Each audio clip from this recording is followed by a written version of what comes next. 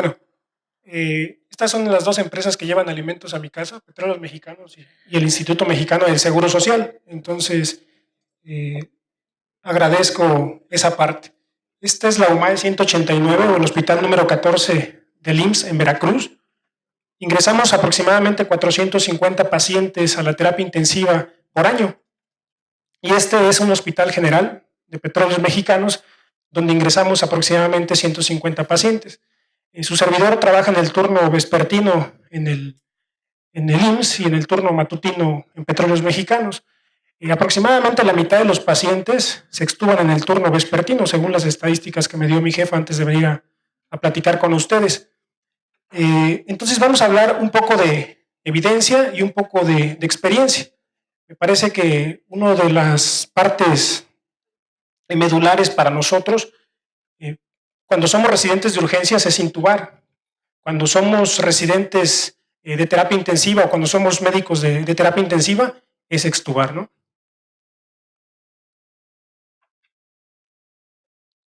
Entonces, este es un pase de visita cotidiano en nuestra terapia intensiva. Y esta es una pregunta que le debemos de hacer. Estos son médicos en formación, tanto de terapia intensiva como médicos residentes de anestesiología, urgencias médicas, medicina interna. Y todos los días les hacemos esta pregunta: ¿por qué está dormido el paciente? La mejor respuesta que podemos encontrar es: no está dormido, doctor. Pero aquí en infinito hay cantidad de pretextos por las cuales el paciente sigue con sedación. ¿Cuándo lo intubamos? Hace 3 días. ¿Por qué está dormido? ¿Por qué no le hemos suspendido la sedación? Se miran entre ellos, es que todavía tiene norepi. Y luego, es que la placa se ve todavía fea. Y luego, es que el sodio está alto. Y luego, entonces encontramos 1000 razones para no despertar a un cliente, no despertar a un paciente y prolongarle la ventilación mecánica. ¿Quién es el principal culpable de que el paciente se prolongue la ventilación mecánica? Pues el médico. ¿Pero a quién le echamos la culpa? Al paciente. Normalmente nosotros, omnipotentes como intensivistas, por lo menos eso creemos, consideramos que el paciente no se puede extubar, no que nosotros no lo podamos extubar, que no se deja extubar, no que nosotros no lo podamos extubar. ¿Yo? ¿Por qué? Si yo soy el adscrito de la terapia. Entonces el principal problema es el médico. Esta es buena onda. Hay una fórmula para extubar a los pacientes. Es C más H por A. Conocimiento más habilidad por actitud. Ustedes pueden tener conocimiento y eso lo pueden adquirir a través de los libros, pero si nunca han extubado a un paciente, pues no tienen habilidad, solo tienen conocimiento, les va a dar miedo extubar al paciente. Actitud. Tal vez todos los que están aquí sentados tienen mucho conocimiento y tienen mucha habilidad, pero no tienen actitud. Tal vez son de esos médicos que llegan a la terapia intensiva, se sientan. ¿Cuántos hay? 8, doctor. ¿Cuáles son míos? 1, 2, 3 y 4. Ok, ¿qué tienen? Choque séptico, neumonía, falla renal y una obstétrica. Ok, ahorita vengo. Y nos vamos. Entonces, ustedes pueden ser unos grandes conocedores, pueden tener muchísima habilidad, pero tal vez no tengan actitud. Por eso la actitud multiplica, ¿no? Bueno, el problema es cuando hay alguien que no tiene habilidad, no tiene conocimiento, pero tiene mucha actitud, ¿no? Entonces, a esos hay que tomarlos, cobijarlos e irles avanzando con ellos, ¿no? Este es un término que a mí me parece bien interesante, el cual padecen todos ustedes, me incluyo, y se llama euboxia. ¿Por qué no extubamos a los pacientes? ¿Por qué se prolonga el retiro de la ventilación mecánica? Por culpa de la euboxia. Euboxia significa bueno, normal o feliz. Vox, de la tradición de escribir variables fisiológicas en recuadros. Los que rotamos por el servicio de medicina crítica del Hospital Juárez de México se recordarán que a las 6 de la mañana había que pararse a llenar los cuadritos de las gasometrías, ¿no? Pues yo de rotante no entendía la razón por qué había que llenarlas si ya estaban impresas. pero era lo que, por ejemplo, Nares nos pedía, que él era R más que yo, ¿no? Entonces, la euboxia dice que tenemos una obsesión por tener valores normales. Doctor, ¿por qué no ha extubado al paciente? ¿O por qué sigue dormido? Doctor, es que tiene el sodio en 150. Y luego, ¿por qué no ha extubado al paciente? Todavía tiene 5 mililitros de Norepi. Ustedes ya, el doctor Soriano les presentó las guías de retiro de ventilación mecánica y hay una lista con una serie de variables para que ustedes consideren retirar al paciente de la ventilación mecánica. Entonces, doctor, es que la creatinina todavía está en 2.8 y la urea en 100. ¿Está orinando? Sí. ¿Y el balance? 1500. ¿Por qué no lo extubamos? Queremos llevar al paciente a valores normales. Queremos que todo esté en un cuadrito, en una cajita, bien bonito, y en ese momento nos vamos a decidir extubar al paciente. Nos llenamos la boca cuando reintubamos al cliente de otro compañero. Pero no queremos que se reintube un paciente de nosotros, nos duele. Me ha pasado. Doctor, no tuve que reintubar. Me dolió. ¿Por qué? Falló. ¿Saben? Falló el paciente, ¿no? Yo lo extubé. Entonces, si a usted no le ha fracasado un paciente en la extubación, no se sienta bien. Su periodo de Winning es mayor de lo que debería. Si usted ha extubado pacientes y nunca ha reintubado uno de sus pacientes, no se sienta bien. Usted ventila mucho tiempo a sus pacientes. Tal vez usted debería de ventilar a sus pacientes 3 días y los ventila 5 o 6. O sus pacientes están ventilados más tiempo del necesario. Es que yo nunca he hecho un neumotórax. Has puesto poquitos catéteres. Es que a mí nunca se me ha muerto uno en mi turno. Ves pocos pacientes. Es que a mí no se me complican. Ves pocos pacientes. Es que yo nunca he reintubado a un paciente de los que estuvo. Has extubado pocos. O ventilas mucho tiempo a los pacientes. Cuando reciban los residentes de terapia intensiva, todos saben cuándo intubar a un paciente. Y les digo, a ver mis urgenciólogos, a ver mis internistas, ¿qué sigue? Porque nos pasa como el perro que va detrás del auto. Vamos, lo alcanzamos y ya no sabemos qué hacer. Sabemos que tenemos que intubar al paciente. ¿Cuándo lo despierto? ¿Cuánto tiempo? Entonces, en este punto debería de iniciar el Winning. Cuando yo decido que voy a progresar a mi paciente en la ventilación mecánica. Y esto nos lleva 40-50% del tiempo que ventilamos a un paciente. Luego entonces, si yo duermo a un paciente 3 días y esto corresponde al 50%, quiere decir que lo voy a extubar al 4.5 o al 5.º día. Por lo menos eso dicen los números. Entonces, de aquí tengo que llegar acá, pero en esta parte a veces se nos acaban las ideas y vamos contra el reloj. ¿Por qué vamos contra reloj? Tiempo es vida. En el día 1, el riesgo de morirse de un paciente intubado es este. Y si ustedes ven la línea a través del tiempo, a través de los días, al 7.º día se duplica. Entonces, al 7.º día, el riesgo de que un cliente se muera por estar intubado incrementa. En el año 2007 aparecen estas definiciones de Winning: Winning simple, Winning difícil, Winning prolongado, y esto habla de pruebas de respiración espontánea, que si hacemos una prueba de respiración espontánea y se extuba el paciente, es simple, el 80% de los pacientes cae en este rubro.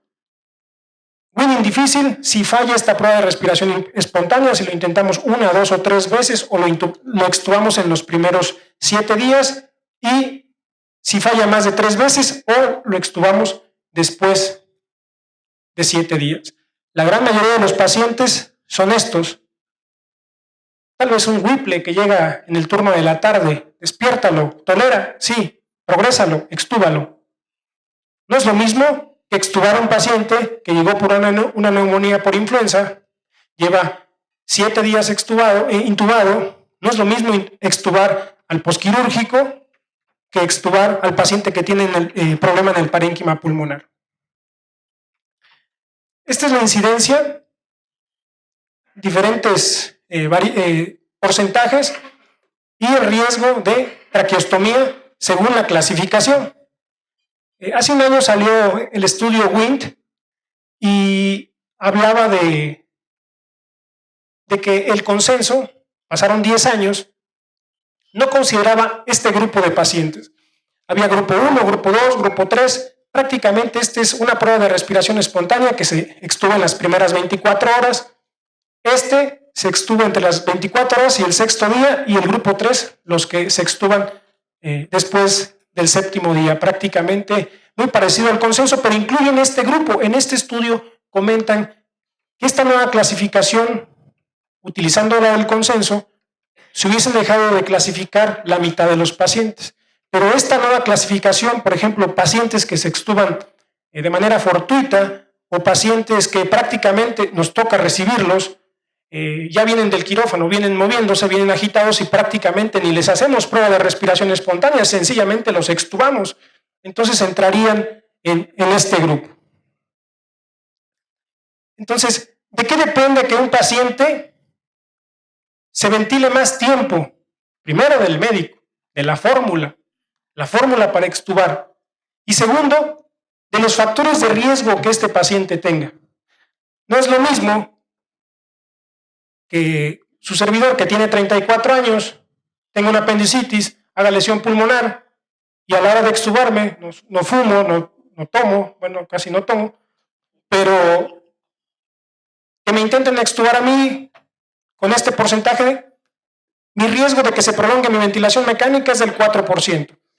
Pero en este lado tenemos al paciente que tiene problema cardíaco, es gordita, tiene EPOC, tal vez incremento de la presión intraabdominal. Entonces, como se agregan factores de riesgo, un factor de riesgo, 2 factores de riesgo, 3, 5 factores de riesgo, si una persona, y ustedes lo deben de evaluar en sus diferentes unidades, si una persona tiene 5 factores de riesgo, el riesgo de que ese paciente tenga ventilación prolongada es hasta del 75%. El riesgo de que ese paciente tenga winning difícil es mayor. Entonces, a través del tiempo hemos evaluado diferentes formas de extubar: prueba de respiración espontánea, pieza T, CPAP, presión soporte, descenso gradual de presión soporte, y prácticamente a través de los años seguimos haciendo lo mismo.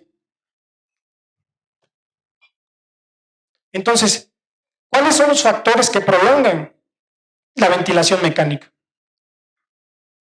Pueden estar aquí. Problemas neurológicos.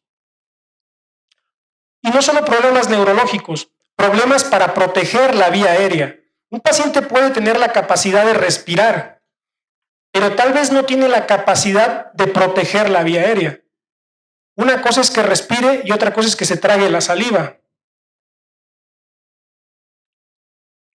Otra, problemas en la bomba cardíaca. Otra, problemas en la bomba respiratoria y problemas metabólicos. Entonces, factores neurológicos, hablando de protección de la vía aérea, agitación, insuficiencia de la bomba cardíaca, insuficiencia de la bomba respiratoria y factores metabólicos. ¿A qué me refiero con factores metabólicos? Alteraciones de las pruebas de función tiroidea, alteraciones en los niveles de cortisol, niveles bajos de algunos electrolitos que ya sabemos que se asocian a incremento o a prolongación de la ventilación mecánica. Entonces, estos 4 factores a través del tiempo han sido evaluados por diferentes autores y, si se dan cuenta, se convierten en un factor de riesgo para que la ventilación mecánica se incremente: enfermedad cardiorrespiratoria crónica, falla respiratoria de origen cardíaco, neumonía, pacientes neurológicos, escala de coma de Glasgow, PF, BNP, disminución de la saturación venosa, tos ausente o débil. O sea, ya lo sabemos. Sabemos que los diferentes factores de riesgo para que un paciente se prolongue la ventilación mecánica. Entonces, el paciente falla en una prueba de respiración espontánea y en ese momento parece que se coloca en un winning difícil. ¿Por qué? Porque muchas de las veces no está resuelto el problema, porque nosotros, aunque nos duela, hacemos una evaluación incorrecta o porque se agregó un problema secundario o se lo agregamos, ¿no? Entonces, hablando de los factores neurológicos, nos llega el paciente, despiértalo. Acuérdense, tal vez ese paciente lo último que hizo fue tomarse una cerveza con sus cuates después del trabajo. Cruzó la calle y según él iba a su casa. Y de repente despierta amarrado con un tipo encima que no conoce y ustedes diciéndole, cálmate, cálmate, cálmate, cálmate, cálmate, duérmelo. No se acopla. Reflejo instantáneo de nosotros, los intensivistas.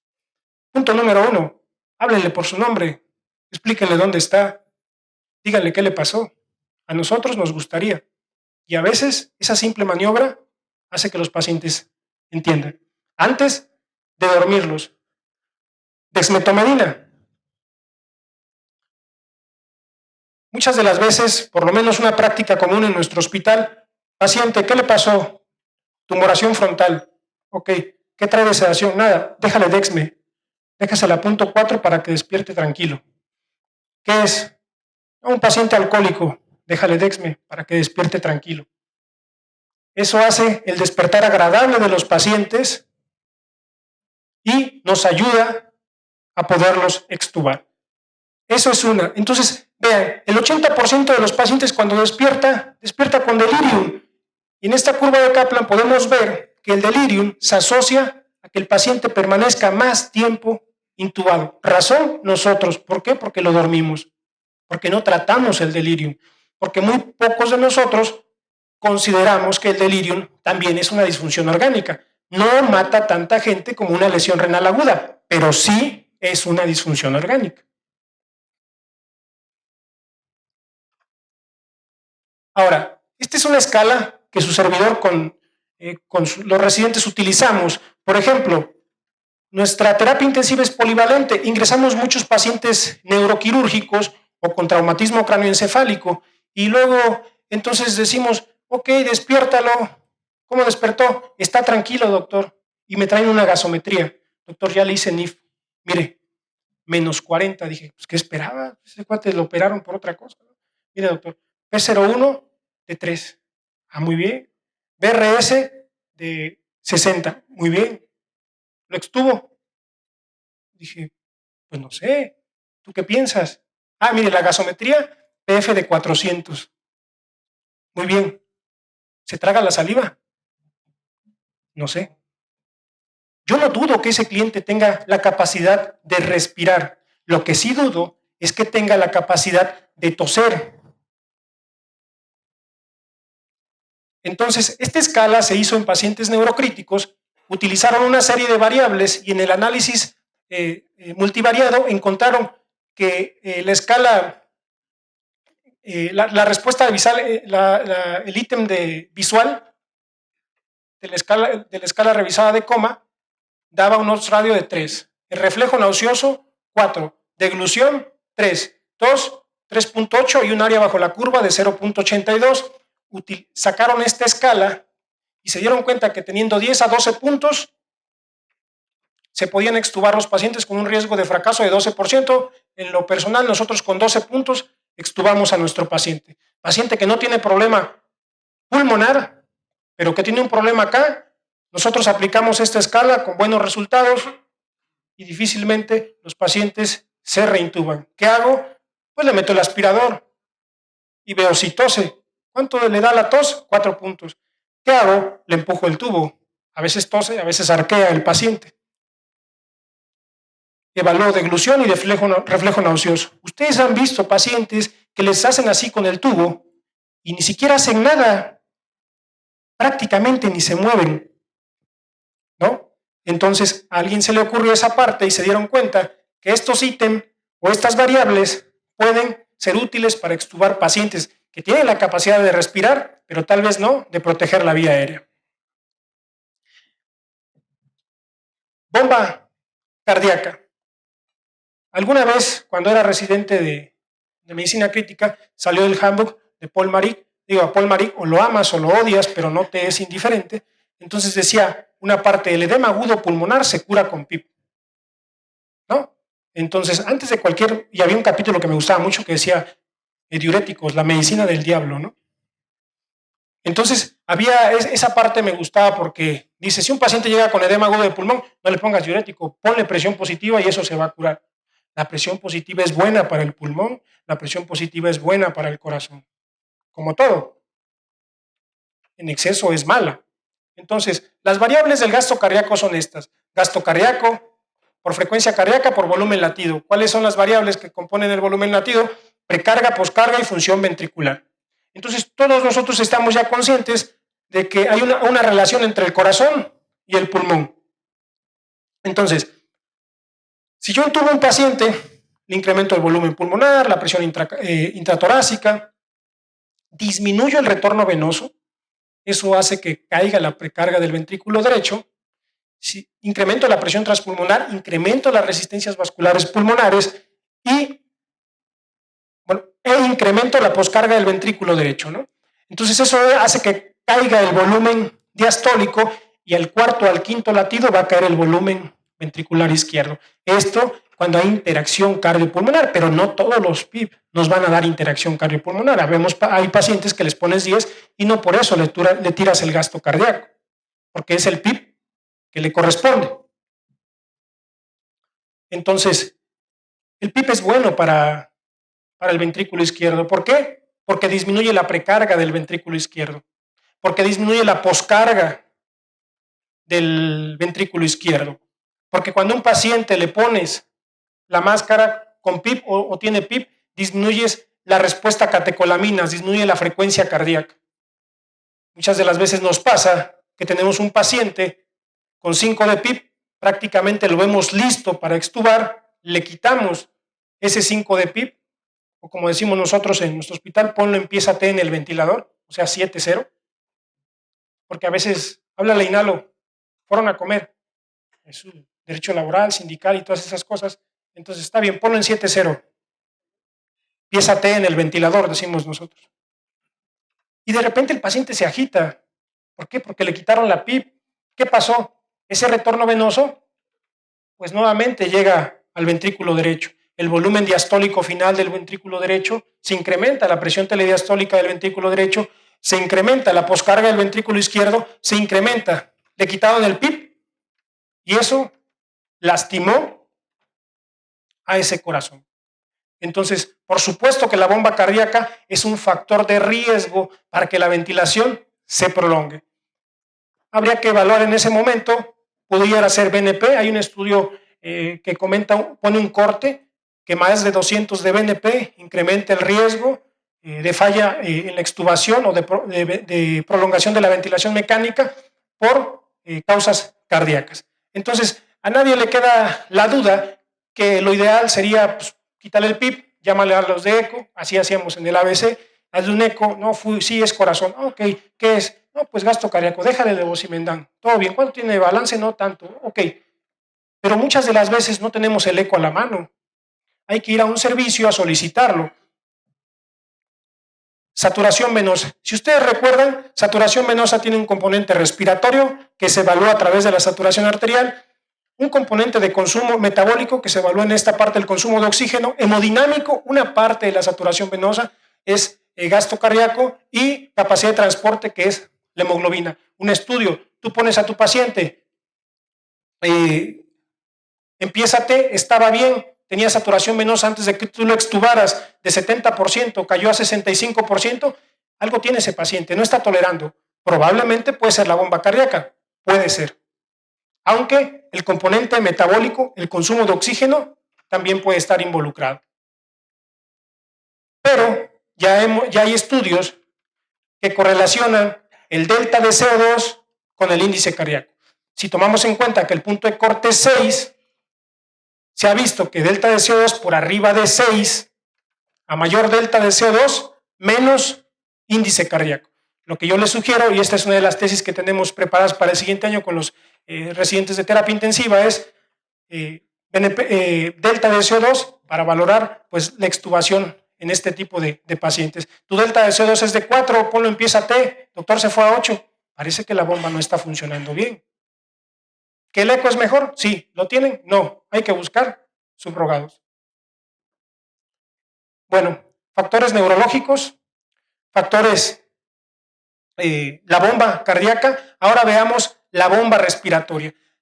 La bomba respiratoria se debe de mantener en balance. ¿Entre qué? Entre la capacidad que tenemos para respirar y la carga respiratoria. ¿De qué depende la capacidad para respirar? Del estímulo central y de los músculos. Entre ellos, los del tórax y principalmente el diafragma.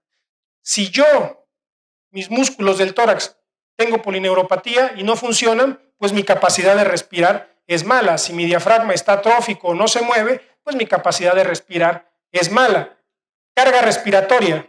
Si el paciente tiene un derrame pleural de 60%, aumenta su carga respiratoria. Si el paciente tiene broncoespasmo, aumenta su carga respiratoria. Cuando se pierde el balance entre la capacidad de respirar y la carga respiratoria, ocurre falla de la bomba respiratoria.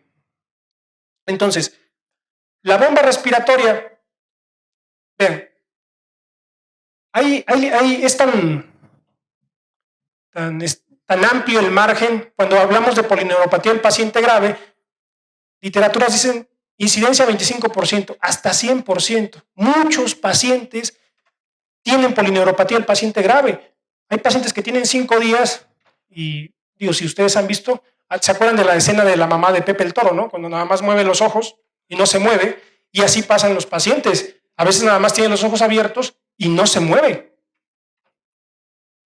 Entonces, le haces un MRC y dices, es una polineuropatía del paciente grave. Entonces, hay alta incidencia de polineuropatía del paciente grave. La capacidad de respirar no es buena. Y se ha visto que si tú tienes debilidad adquirida en la UCI, duras más tiempo ventilado que si no tienes debilidad adquirida en la UCI. Esto, pues, con sus factores de riesgo independiente, hiperglucemia, días de ventilación mecánica, la gravedad del paciente, ¿no? Entonces, vean, es un factor de riesgo independiente, un odds radio de 2.4, incrementa 2.4 veces el riesgo de prolongar la ventilación mecánica si un paciente tiene debilidad adquirida en la terapia intensiva. La capacidad de respirar no es buena. Y vean, el 80% de los pacientes que tienen debilidad adquirida en la UCI tiene disfunción diafragmática o atrofia diafragmática. Entonces, este paciente, la capacidad de respirar prácticamente está abolida. 80% de disfunción diafragmática cuando el paciente tiene debilidad adquirida en la UCI. ¿Cómo evaluamos la disfunción diafragmática?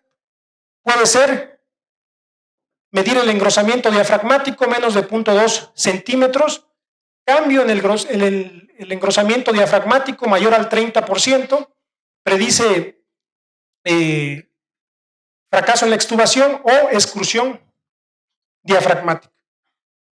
Nosotros hicimos un teletón ahí en nuestro hospital, le sacamos 2,000 pesos a cada escrito, y por ahí se han visto en las redes sociales el curso taller de ácido base. Ese nos hizo el favor de comprarnos un ultrasonido barato de 50,000 pesos, y como es imagenología, pues imaginamos muchas cosas, y pues ahí estamos, ¿no? No somos expertos en el ultrasonido, pero nos estamos entrenando. Finalmente, capacidad de respirar y parénquima pulmonar. Insisto, no es lo mismo extubar al paciente posoperado de Whipple a extubar al paciente con neumonía grave. ¿Por qué? La neumonía incrementa el fracaso de la extubación, el riesgo de fracasar en la extubación, más tiempo de ventilación mecánica y mayor estancia en la terapia intensiva. Y otra situación, aquí vuelvo a mencionar la parte de la euboxia, la obsesión por tener números normales, y esta es otra parte. ¿Cuánto tiene de PF? 180, ¿lo progresamos? No, ¿por qué? porque la PF es más de 300, por lo menos eso dice Berlín, aunque esa no es la normal, eso es parte de la escala. Entonces, esta es una de las tesis de algunos de los residentes de terapia intensiva. Tomamos los índices respiratorios que aparecen en la terapia intensiva, involucramos 50 pacientes, más o menos el 60% pacientes sépticos, hicimos un protocolo de extubación, 30 minutos empieza T o 7-0, de presión soporte, y evaluábamos extubarlo. Prácticamente nosotros hemos visto que con que el paciente tenga arriba de 150 de PF, se puede progresar en la ventilación mecánica. No busquemos PFs mayores. Acuérdense que la mitocondria vive con 2 a 4 milímetros de mercurio, ¿no? En la cascada de oxigenación, ¿no? Finalmente, aquí hay enfermeras ayuden a sus médicos, a veces están muy ocupados y no tienen chance de ver a los pacientes, ¿va? Entonces, este es un protocolo que era en pacientes con traqueostomía, y les dijeron a las enfermeras, aquí está un protocolo, vayan y extuben a los pacientes, progrésenlos en la ventilación. Y los médicos, yo siempre he dicho que el éxito de una terapia intensiva es su personal de enfermería. ¿Quién es la mejor enfermera? La que avisa todo. Entonces, ellas son las que conocen mejor al paciente. Les dijeron qué era lo que tenían que hacer si veían X o Y. Lo fueron haciendo y ¿qué creen? Prácticamente extuban igual las enfermeras que los médicos. Y nos pasa. A veces estamos sentados, se aparece la enfermera, doctor, ¿qué pasó? Puede ir a ver al del 5, ya está listo para extubar. Te pega, ¿no? Pero vas. Lo ves y tú lo ves que está listo. Aguántalo tantito, ¿no? Pero sí estaba listo, sí se podía extubar, pero te dolió. Entonces, en este protocolo se dieron cuenta que las enfermeras tienen la capacidad de poder progresar a los pacientes. ¿Por qué? Lo importante es revisar al paciente todos los días, evaluar si se le puede hacer una prueba de respiración espontánea, que nosotros tengamos un protocolo para extubar. Eso es lo más importante. Y finalmente, esta gráfica, hoy en día hay muchos modos: VAP, ASB, compensación de tubo, IntelliVen, un montón de métodos que le están tirando a la presión soporte para extubar. Lo cierto es que pudieran disminuir los días de ventilación mecánica, eso es controvertido, pero el índice de reintubación con el modo que ustedes utilicen es el mismo. Y hoy en día, desde hace años, la reina del protocolo de respiración espontánea y para evaluar si un paciente se puede progresar en la ventilación mecánica sigue siendo la pieza T. Porque si un paciente no puede toser, pues su NIF es menor a 25.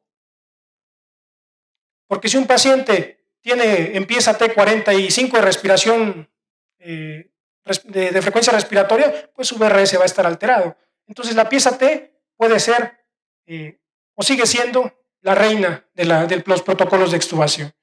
Entonces les dejo este algoritmo, todos los días evalúe a su paciente, todos los días pregúntese si es candidato a realizar una prueba de respiración espontánea. Si está listo, ya hemos visto que 30 minutos son suficientes para que un paciente realice una prueba de respiración espontánea.